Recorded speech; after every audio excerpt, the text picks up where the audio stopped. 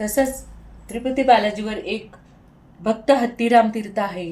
हे तीर्थ म्हणजे बाबाजी सोबत व्यंकटेश्वराय रोज रात्री चौरस खेळायला येत होते आणि एक दिवस त्यांची गळ्यातला हारच तिथे राहून जातो आणि मग दुसऱ्या दिवशी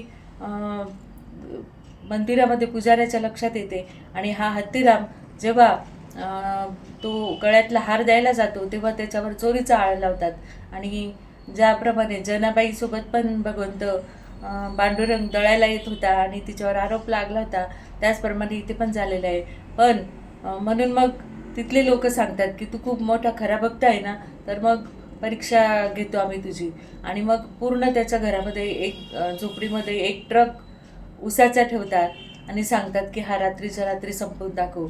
आणि व्यंकटेश हत्तीचं रूप घेतात आणि तो पूर्ण ऊस सकाळपर्यंत संपवतात. आणि जेव्हा हत्तीच्या पायाची निशाणी तिथे दिसते तेव्हा लोकांना कळतं की नाही, या हत्तीराम या भक्ताची खरंच खूप महानता आहे. आणि म्हणून या तीर्थाला भक्त हत्तीराम तीर्थ हे नाव देण्यात आलेलं आहे.